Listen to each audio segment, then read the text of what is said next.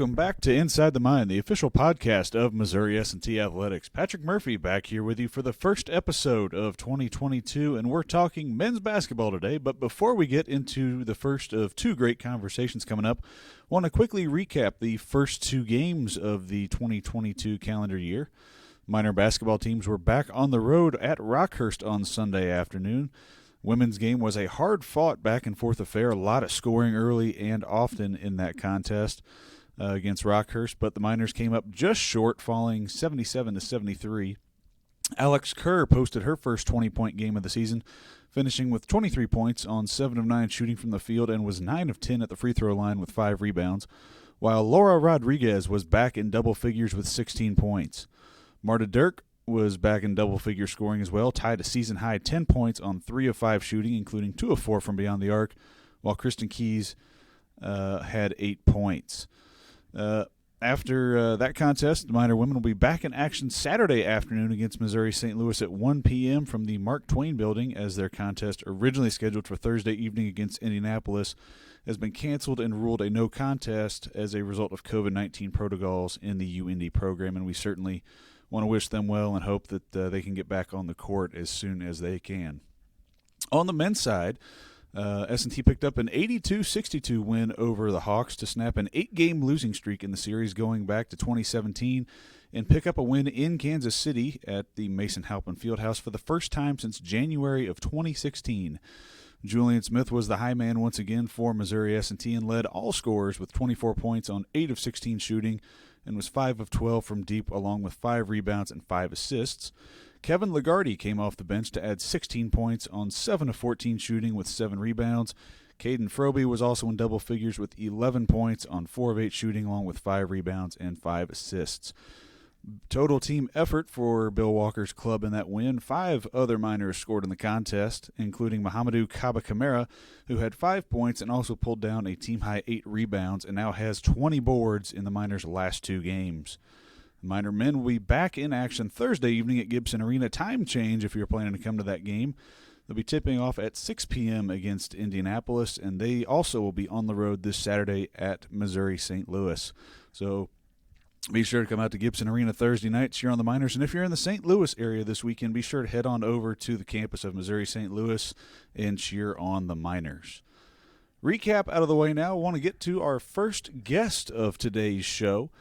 He was named to the GLVC men's basketball all-freshman squad last season after averaging 17.8 points per game, the second highest average ever recorded by a Miner freshman. This season, he's averaging 20 points per game, shooting nearly 44% from the floor, and is connecting on nearly 43% of his three-point attempts this season.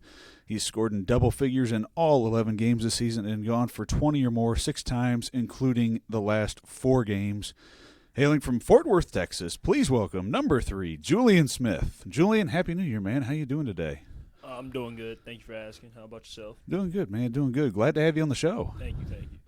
So we'll go ahead and talk about Sunday's game at Rockhurst. Another great game for you. 24 points. How were you feeling going in that first game coming out of the break and kind of knocking the rust off after the Christmas holiday?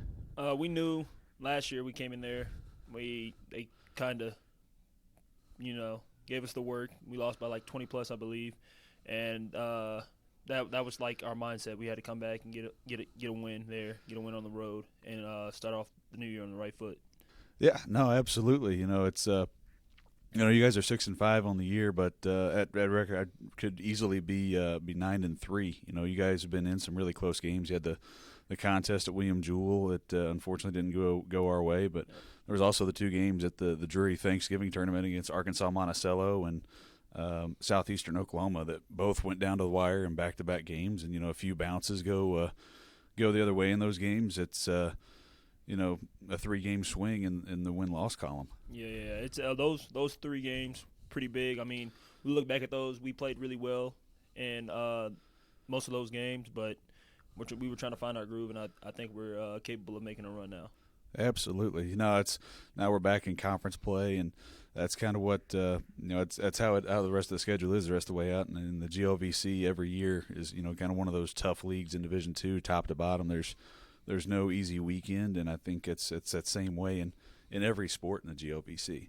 So just kind of want to talk about how you came into this year. Obviously last year you burst onto the scene, kind of an unconventional freshman year, so to speak, the abbreviated schedule, playing only conference games and everything, playing in front of a lot of empty arenas.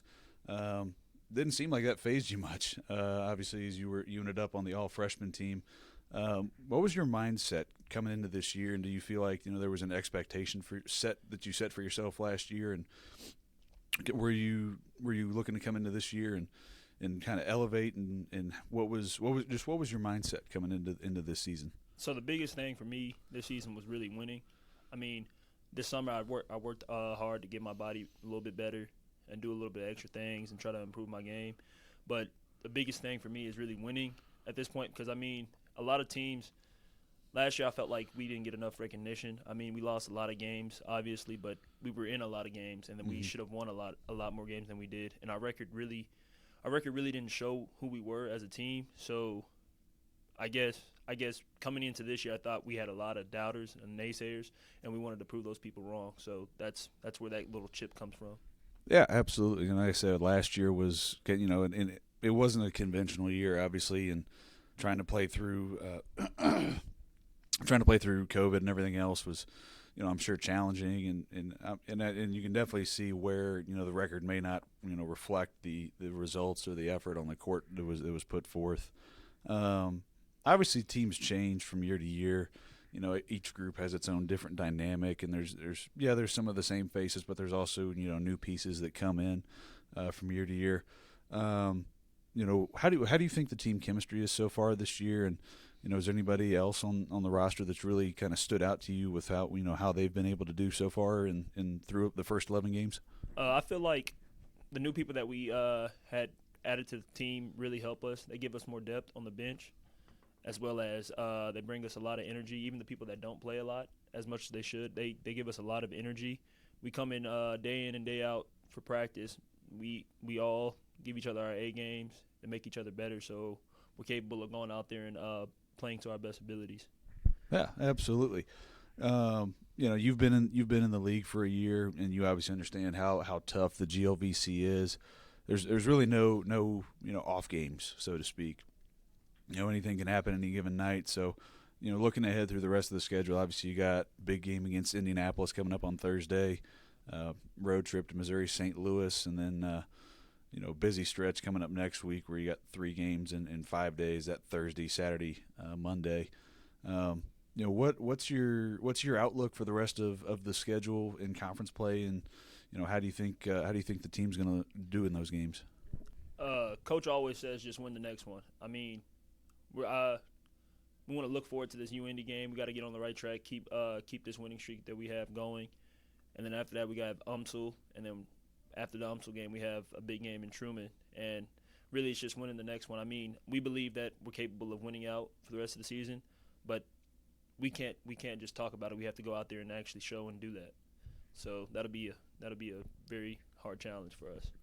Yeah, want to talk. How is assistant coach Darion Reddick? How great has it been to have him on the sidelines this year? What has he been able to bring to the program this year that wasn't necessarily there last season? From a player standpoint, he helped me out. We talk a lot, text, call.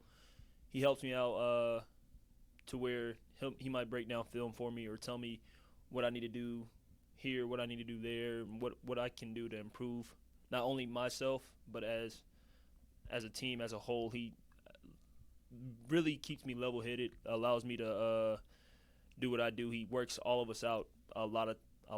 Like if we want to go work out at a certain time, certain day or whatever, he's there. He's always there to help us, and that's our guy. Like we'll ride or die for him. Yeah. And it's always big having an assistant coach that's willing to work with you guys and allow you guys the opportunities to keep coming in and keep getting better as the season progresses, and is willing to work with you guys and continue to help you guys elevate your game and on and off the court as well. Yeah, like I said, he's our guy. He does a lot for us. Just little things as well. Just check up on us, see how we're doing and everything. He does a lot for us, and he's a lot younger, so therefore he knows like modern day what's going on and things in that general area. So, talk about what was it about Missouri S&T that drove your decision to come here? Was it the ability just kind of walk us through what it was like when you decided to come be a minor? Well, so my high school head coach knew Coach Walker, so he had gave me like the rundown of who Coach Walker was and who he was as a person and everything, and it kind of reminded me of an old AAU coach I had, just a down to earth guy. And Coach Walker was also the only coach to really ever take a shot on me. He was the only one that really believed in me. So I mean, if a guy like that believes in you and gives you the chance to showcase your talents and put you in the best opportunity to do things later on in life, then I was like, okay, well, since he does that for me, I'm going to do that for him, and I'm going to go out there and do what I got to do to help him win. Yeah, no. So I mean, you're in your second year here. What's it been like being on campus? How's school going? You're not your IST major, right? Yes. Yeah. No, how's things been? Just being on campus, being a student athlete here. I mean, it's not really that challenging. I mean, yes, you have to do extra work. Yes, you have to put in extra time outside of just the classroom and everything. But it's an equal balance. I mean, I wake up around 7 o'clock in the morning, may come up here, work out, go to class from 9 to 1 or 2, and after that, I'm back in the gym. So it's really a balance, and it's really like a mindset. Like, I want to do this. Like, I want to set myself up for a better life down the road. So, yeah. You enjoying all the classes you're taking for IST? What's been your favorite one so far? I would have to say the programming class that we took that I took recently. It wasn't really challenging, but it really like made you think and work on the projects that he had handed you. Was that IST 1551? Yeah. Yeah. I mean, I remember taking that. I went to school here myself, and I remember taking those programming classes as part of being in the School of Business and everything. And I remember taking those classes. I really enjoyed those a lot as well. Yeah, the teachers really interact with you as well. They help you a lot. But yeah, that class was really interesting. I mean, just to see how everything is really programmed into the computer and like how everything really works. Yeah, no, the BIT department here. I mean, I know S&T is known as an engineering school. I mean, it's part of what the name is and everything. But the BIT department here also is really strong as well. Very, very underrated, but again, it's one of the best programs in the country. Coming up through the ranks when you were in the AAU world and coming up through high school and everything, was there a certain player or certain players you watched on TV or that you tried to model your style of play after? I mean, I watch a lot of film on like NBA players. Like there's a guy named CJ McCollum on the Trailblazers. I try to look at his game a lot just because he's like a little bit bigger than me and everything, and he does a lot of things well on the offensive end, and that those things just stand out. Those things I'm capable of doing. Then I had a friend in high school. He's at Oklahoma State now. He really helped improve my game because if it wasn't for him, I wouldn't be the player I am today because of the way he made me work in and out of practice, pushing me to be the best I am capable of being. So honestly, that and then just studying film on what I need to do better and what I'm capable of doing on the court.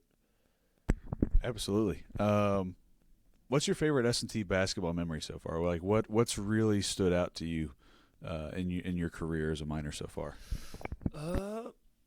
Probably beating Drury twice last year. I mean, they were considered one of the best teams in the conference, and we came out there and handled business. But I mean, yeah, that'll probably be one of the best memories so far. Yeah, no, absolutely. That's I remember those Drury games those are always tough games, and I think those two games last year snapped a pretty pretty hefty losing streak in the series for the Miners. I know I was at Jacksonville University last year. One of our men's basketball graduate assistants had played at Drury while I was a student here. So obviously those games are on TV. We flipped them on, and we saw the green and gold coming out on top, and I was kind of giving him the works for that. So that was definitely fun to watch you guys do that in those games last year. Yeah, it was. I believe it was like a 50-plus year drought that we hadn't beaten them 2 times in conference, as well as beating them there at their place. So that was a really special moment to break that streak. Yeah, no, the O'Reilly Center, definitely a tough place to go play, especially when you're going up against a program with the pedigree and the caliber of Drury. But it just goes to show you that reputations don't matter. It's you still got to go out and play 5-on-5 for 40 minutes and do everything you can to come out on top. So if you could describe Julien Smith in one word, what word would that be? Hardworking. I'm going to give 110% every time I step out on the court, or 110% with anything that you give me. All right. Last question for you before we let you go. What shoes do you wear on the game out there in the game? I know I've been trying to figure this out the whole year. They're really sharp. They got that gold, that metallic gold finish on them and everything. And those are Paul George 5s, I believe. But I try to switch my shoes every game, just because that's just who I am. I like to style a little bit, so I like to try to switch my shoes every other game. If there's one pair of shoes you could own, what would they be? Dressing shoes, or like shoes I would wear in a basketball game?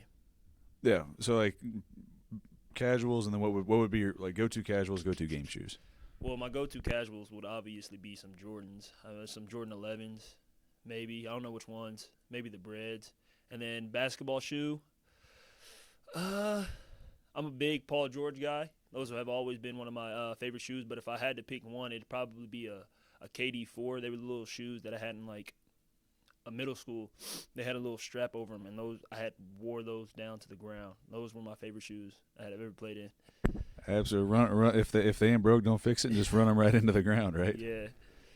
So awesome, Julien. Thanks so much for stopping by. I appreciate you being the first guest of the new year on the show. I know you guys got practice coming up this morning, so thanks for stopping by a little bit early to come by, and good luck this week. Against UIndy and UMSL, and good luck the rest of the season, man. Thank you for having me. Yeah.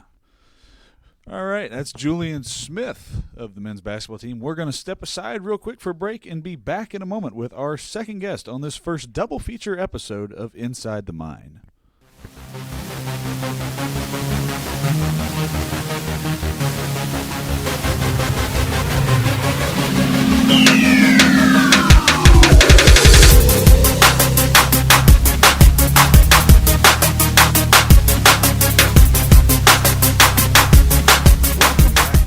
The Mine, talking Missouri S&T men's basketball today, and our second guest in this episode is a 1987 graduate from Missouri S&T and played basketball for the Miners from 1984 to 1987.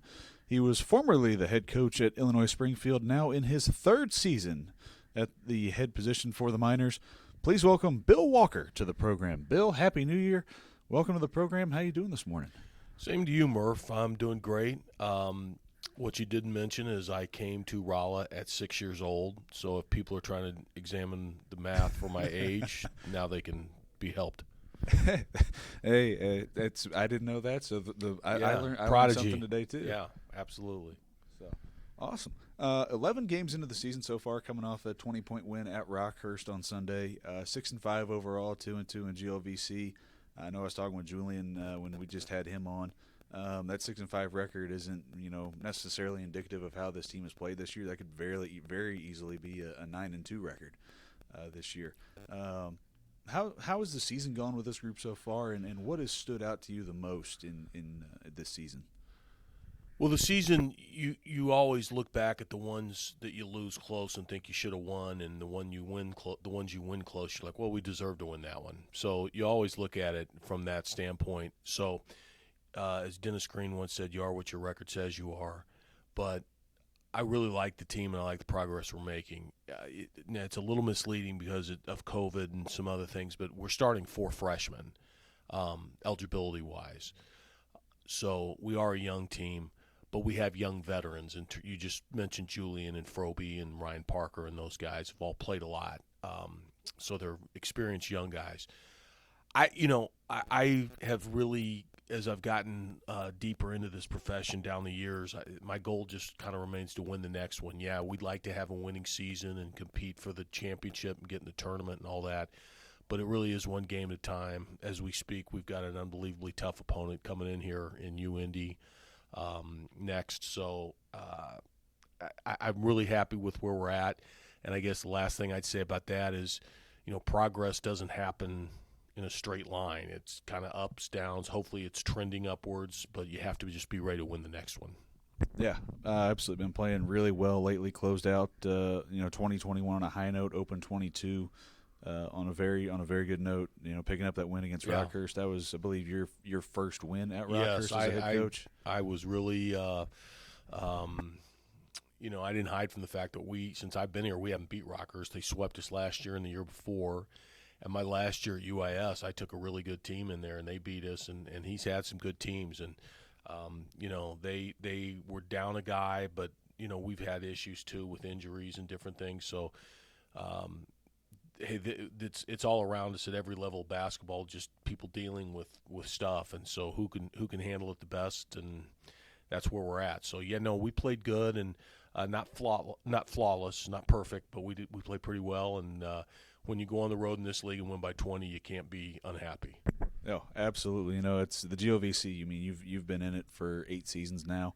It's a tough league, top to bottom. There's no off weekends, and it's one of the tougher leagues in Division II. If I was going to say what the biggest change since I've not just been in the league but been following the league, and we're now going back 8 years in it and several years before that following it.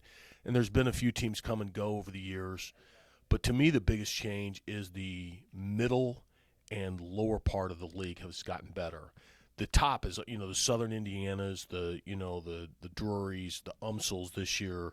They're always going to be good or a year away from being good because they commit resources to it, and it's important to them. And it's the same thing now with the middle part of the league. They've decided to make it a priority to have good basketball teams, and you see some of the schools that are making steps forward. And as you said, there's no off nights. It used to be, that we got Murderers Row here, but we can get well next week against those teams. There's no free passes, so it's remained that way.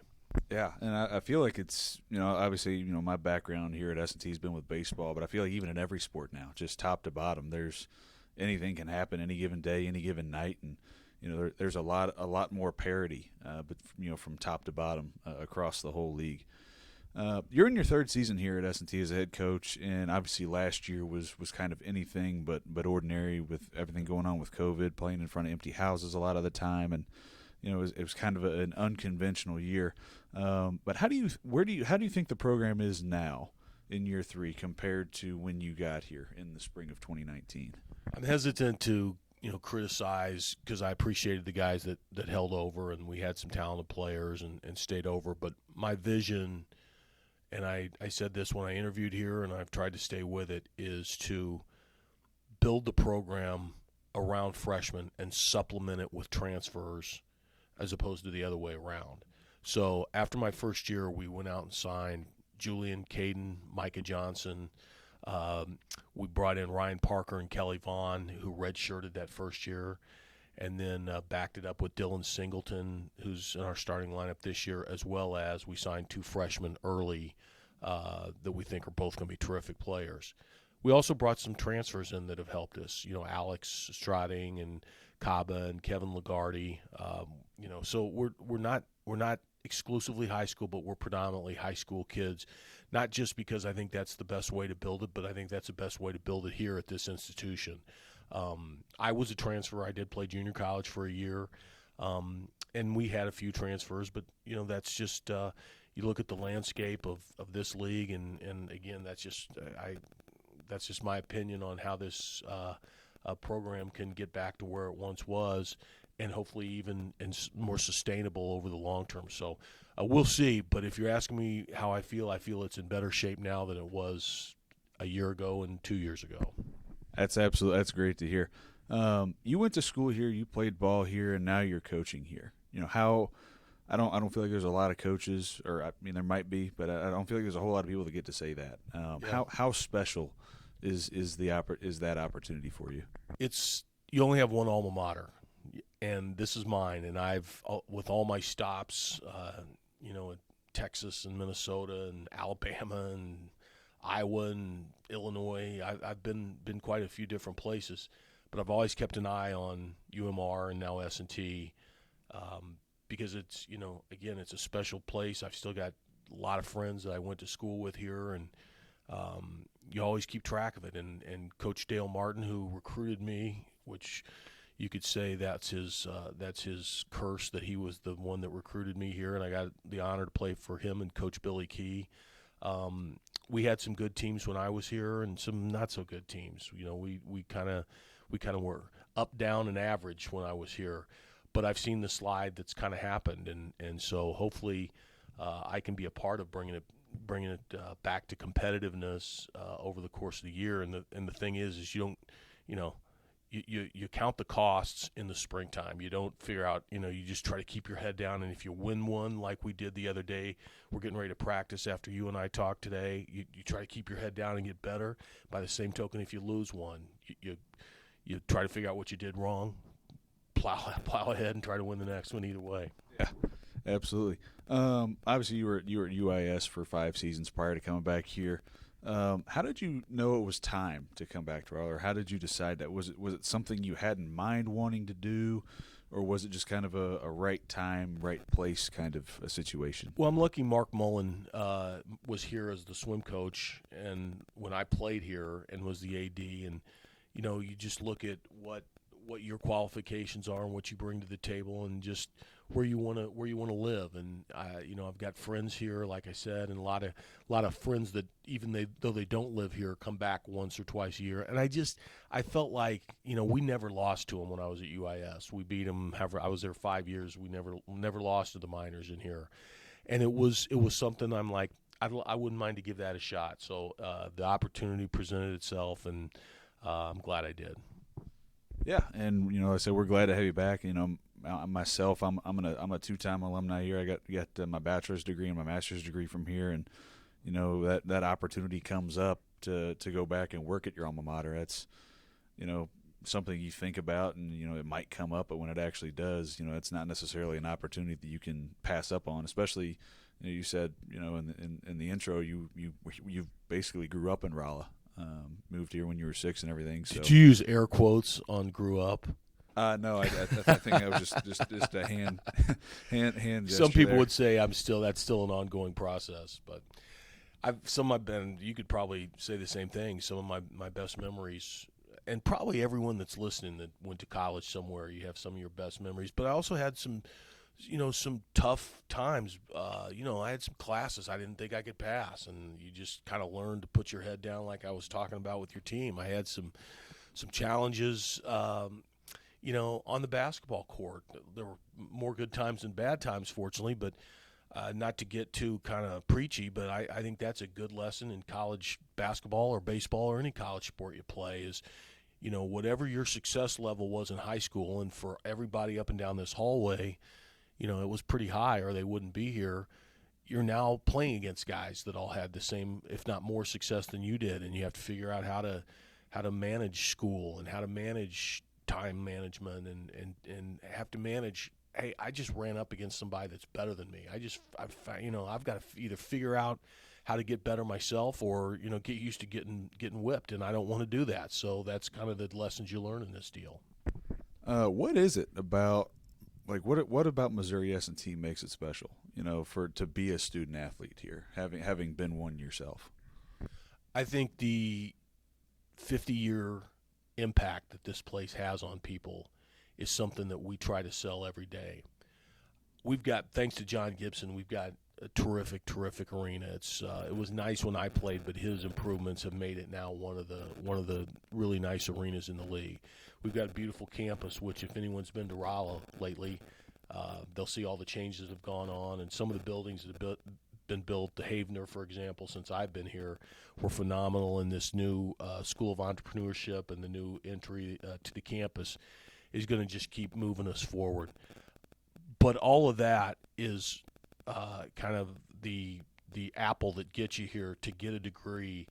And I've got firsthand experience now. I'm the dumb guy that got into coaching, but all my teammates, for the most part, have had very, very successful lives and have had good careers and have been really marketable. And, it's unbelievable. I wouldn't say it's blasé, but it's unbelievable how accustomed we are here to getting U.S. News and World Report top 5 colleges for the money, and not Joe's publication, Mike Jones's personal blog. I'm talking about Time, Newsweek, the really important ones. Mm-hmm. So that's what makes this place different than all the rest. Absolutely. No, it's definitely a special place. I know when I came here to visit, as a high school student, I was looking for the academics, and it just felt right. I mean, obviously you go look at other places and everything else, but when you finally find that place that fits, that's somewhere you want to be. And obviously you mentioned everything that's going on campus. I'm sure it's a lot's changed since you were a student here. I mean, shoot, things have changed since I was a student here. I've only been gone for 2 years, both with the town, with what campus is doing. Obviously the new entrance district that they're putting in that's currently under construction now. A couple of the new buildings that they're planning to do. The expansion of the High Bay Lab at Butler Carlton Hall. There's a lot going on all the time here, it feels like. I've also got kind of a unique perspective of, like we talked about a minute ago, I've been all over the country, and everywhere I go, people know Rolla. When they see my bio, they go, "Oh, you're a Rolla grad." I've got a guy in our neighborhood that's an engineer at a firm here in town that graduated, always wearing the minor stuff. So, as a plug, I think the university's going in it's already in the right place, and it's going to just keep moving up. And hopefully the athletic department gets that same type of support that this burgeoning, exploding university is capable of. Absolutely. No, I remember coming in and being here for 6 years as a student, seeing where things were when I came in as a freshman to where they are now. I definitely feel like the department as a whole, and even the university they just keep taking steps in the right direction. So it's really well. I'll awesome say the department's in good hands with Melissa. She's been, Mark had a great run, but Melissa's done so much in her 2 years, and she's had a real weight around her shoulders with COVID, as everybody has. And I'd kid her once in a while, "Hey, so you wanted to be an AD, huh?" And so she's done terrific, and it's just been a real balancing act. But I feel like we've kind of handled COVID as well as could be expected. It's not like we haven't had cases and had challenges and shutdowns and all that, but I'm just hoping we're getting near the end of it. I mean, this Omicron seems to be a firework. It's going to hit quick, but hopefully go away quick, and hopefully the illnesses as reported, it looks like, aren't going to be as severe, and we can get through this. Yeah, no, absolutely. Melissa's done yeoman's work, managing the department in her first 2 years. Had a great conversation with her on episode 2 of this show, so if you want to go back and listen to that, be sure to check that one out. I know you guys got practice coming up, so we'll go ahead and kind of start trying to wrap things up here a little bit. Looking ahead to the rest of the month, you got a tough slate of games coming up. They said it's the GOVC. There's no off games. Big one against UIndy this week. Going to UMSL, it's one of the top third teams coming up on Saturday, and then Truman State next week, and then that's the start of a busy stretch where you got 3 games in 5 days. So, just what do you expect for the rest of the month and for the rest of GOVC play looking ahead? Well, you mentioned it. We're playing in a 15-team league. We're playing teams that are certainly in the top 3 or 4. I mean, along with Southwest Baptist, UMSL's just so veteran and so long, and UIndy's just as explosive as any team will play. So it's not going to be easy. No one said it would be easy, but my goal is just to keep getting better and try to win games and try to win practice and try to try to keep finding ways to help ourselves, because even in these tough games and even in the games that maybe on paper you look like you're going to be favored, it's going to be close games. I mean, it's no wonder all these coaches like myself have lost hair and gray and all that. It's a tough meat grinder season, but I feel like each year we've gotten better, and there's no reason to think we won't keep getting better. Absolutely. Bill, thank you so much for taking time out of your day. I know you guys got practice coming up this morning, so thanks for stopping by. Glad to have you on the program, and look forward to having you back on sometime soon. It's been great. Hopefully you can Photoshop this camera here and maybe kind of take some chins out and put a little hair on, and I'll be good. Thanks, Murph. I appreciate you having me. Yeah, thank you, Bill. That'll do it for this episode of Inside the Mind. We'll be back next week with another new episode. So be sure to subscribe to this podcast wherever you may be listening, so you don't miss out on any future content and any of the great conversations we're going to have. Again, Bill Walker's Club will be back in action Thursday night at Gibson Arena, 6 p.m. after time change since the women's game got canceled. Be sure to come out and support the Miners. And if you're in the St. Louis area this weekend, be sure to head over to UMSL's campus at the Mark Twain Building. Game scheduled at 1 and 3 with the women playing first, followed by the men. Thank you all so much for taking time out of your day to listen. We appreciate your support. Cheers, and as always, go Miners.